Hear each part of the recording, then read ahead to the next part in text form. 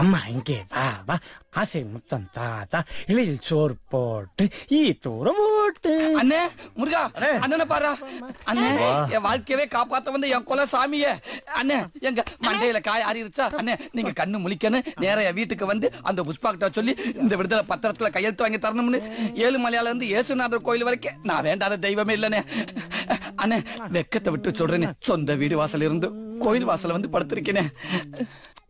பாத்தீங்களா நீங்களே எவ்வளவு ஃபீல் பண்றீங்க? ஸ்லிப் ஆயிட்டா லூசு. அவ விழுந்துட்டு போறா உங்களுக்கு. நீ தேவலாம் பேசிட்டு இருக்காது. நேரா பாயிண்ட் கோடா. அண்ணே அந்த புஷ்பா வீட்டை விட்டு வெளியில போக மாட்டேங்கிறானே. புஷ்பா யாரு? புஷ்பா யாரா? புஷ்பாவை யாருன்னு கேட்ட ஒரே ஆம்பளை நீங்க தானே. முருகா ஒரு விதத்துல சந்தோஷமா இருக்குடா. டேய் நீயாவது என் பிரச்சனை எடுத்து சொல்றா. ஏன்டா சும்மா அவர் போட்ட குழப்பற? முதல்ல நான் ஏன் பிரச்சனை தீர்த்துக்கிறேன். அண்ணே அந்த நன்றி கட்ட அர்ச்சனாக்கு வேலை வாங்கி தர சொல்லி 10 லட்சம் ரூபாய் கொடுத்தேன்ல. யார் அர்ச்சனா? அண்ணே அந்த ஹோட்டல்கார பொண்ணுனே. முதல்ல நீங்க அங்கிள்.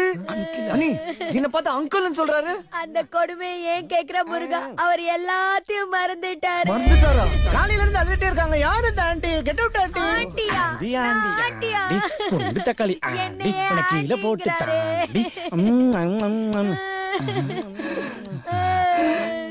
நாங்க எங்க வாழ்க்கையோ போச்சு கதறிக்கிட்டு இருக்கோம். உனக்கு லாலிபப் கேக்குது. ராத்திரி 3:30 மணிக்கு போன போட்டு போன புஷ்பா கையில கொடுன்றாடா. உனக்கு தெரியுமா?